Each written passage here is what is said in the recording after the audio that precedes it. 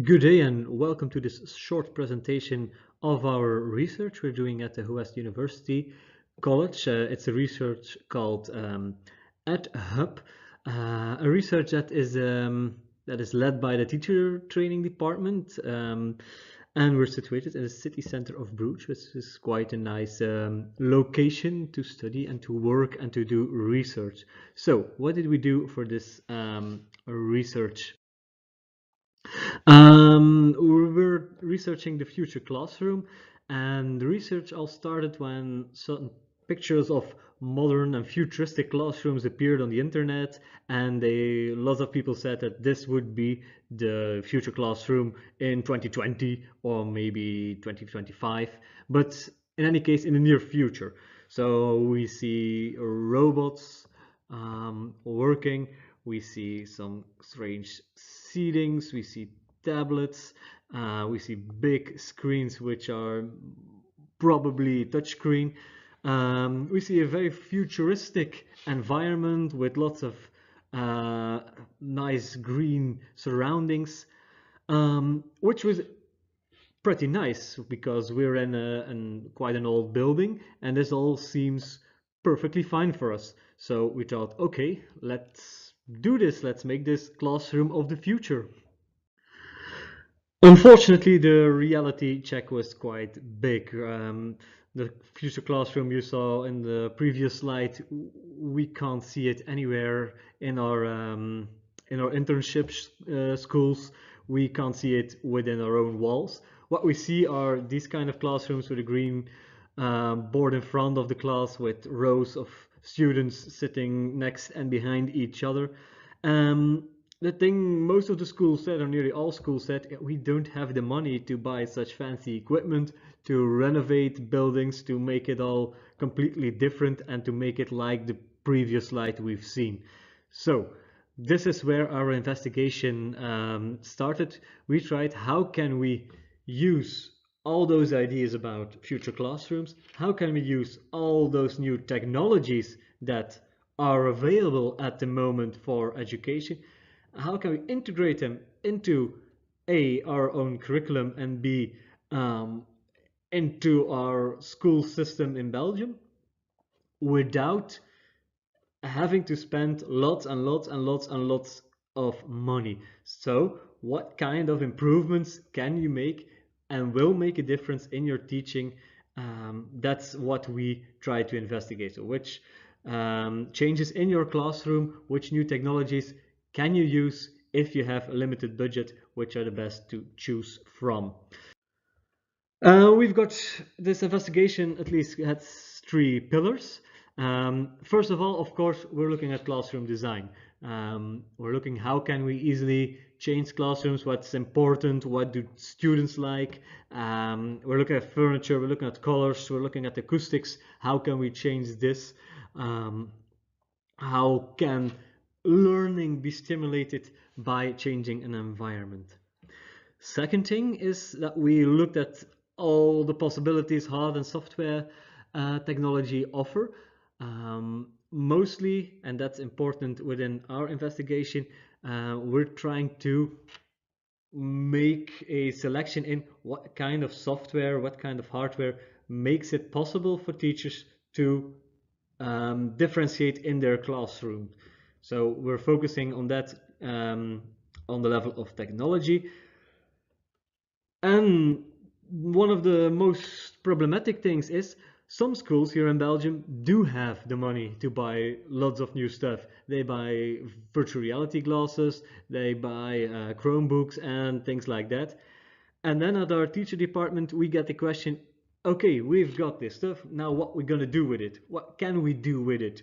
So, third pillar and the most important pillar is the pedagogy. How can we use all these new technologies? How can we use all these new tools that we can use in a new classroom to stimulate the learning of our students, and most importantly for this research, how can we use all these things to stimulate the in-class differentiation of our students and of our pupils? So to test this, we've created a future classroom ourselves. We started with a room we had in our building.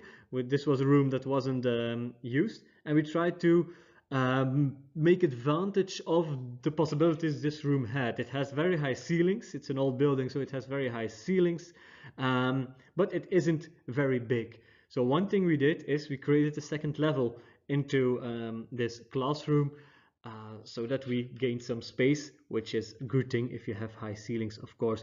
The other thing we did is we gave it some fresh paint, all white, so we can easily use the walls for projections and things like that. And of course, I say we did it, but that's kind of true. Most of the things we did ourselves. So we dismantled this old room, and most of the things we created in this new room ourselves. So this is the room with students in it. We're trying some things out. You see a green key over here, which has cost us about $50. You have flexible furniture, of course, which the students can put any way they like. We've got the VR glasses, which are a bit hidden over there, and we're trying to see how can they stimulate our education. And of course, I'm presenting all of this in this new room, so you see behind me our logo on the wall. So we've created this room, and now we're testing out all kinds of technology, all kinds of class settings, all kinds of student interaction formats that are possible within the boundaries we've created ourselves in this investigation. But how did we create this classroom?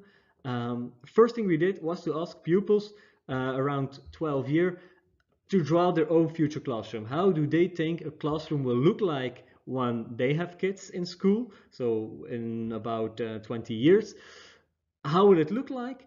And what do they like in a classroom?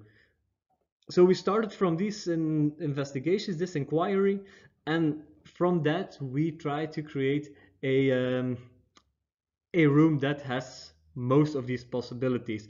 One of the important things was that pupils do like to collaborate, so we've tried to make lots of collaboration spaces. Second thing they really liked, that was food and drinks. So that really came on top of every list we've received back. We're not at the moment, we don't have any drinks nor food in our classroom, but we're working on it. So we gave the pupils carte blanche to design their own future classroom, and we've started from there. We also made our own furniture, or tried to make our own furniture, tried to do as many things we could ourselves, again to reduce the cost of this room. Of course, we added technology to it. All technology must be flexible, easily to change, easily to place it in another space. So what we have at the moment are pocket beamers, which are very popular. We have wireless presenting software. We have VR, the Oculus, and the HTC Vive at the moment. We have the green key, as you have already seen. We have beamers which that are more expensive, but you can't do without beamers. And we have beamers. That was not a very fluent sense. But these beamers produce a screen on our white wall on which can be written. So that's also a interesting thing. So we don't have any TVs on the walls. We don't have anything attached to walls. Everything must be replaceable. We have tablets and things like that. We have audio and video capturing software, and we have 360 cameras for mostly outdoor learning at the moment. So all kinds of technology, but with one goal: to make sure this room is as flexible and adaptable as possible. Of course, as already said, didactics are the base. So we've also made, it's in Dutch at the moment, but we've also made a scheme which teachers can use to adapt their lessons by using the possibilities of space and technology. I'm not going to describe this whole system as it is in Dutch, but it's based on the taxonomy of Bloom, and as you can see, it's remembrance, understanding, and so on. And it's also based on the SAMR model, so the technology acceptance model and the technology change model that that has been developed recently. So these two theoretical approaches are behind this tool, and this tool is only for teachers to adapt their lessons, to help them adapt their lessons to the possibilities a flexible classroom gives you or flexible technology gives you. So the third pillar is also prominent in our research. This whole research is, of course, embedded within our own institution.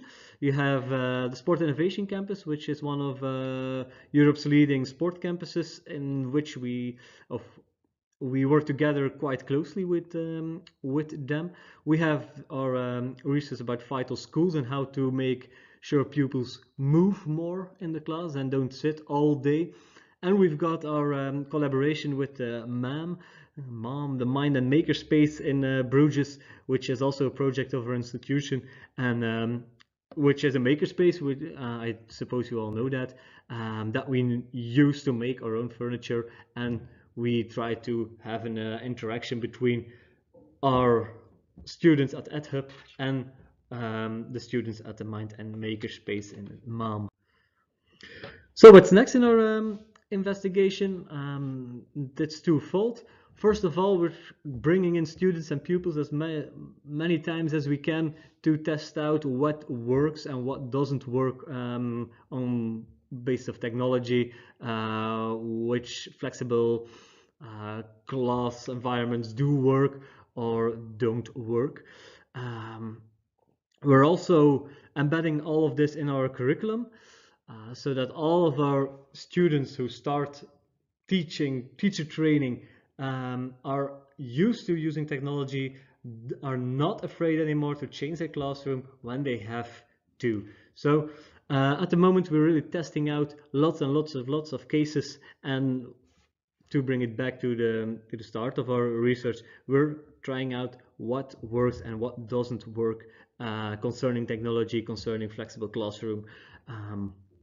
And at the moment we're having some conclusions, but not enough to really present them here. We're still testing out, so in the very near future we'll have, I hope, interesting results about what technology does work for in-class differentiation and which technologies don't work.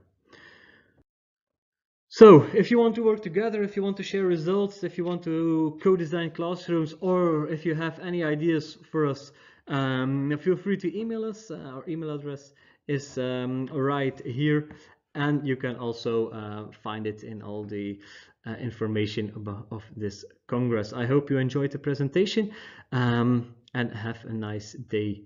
Bye.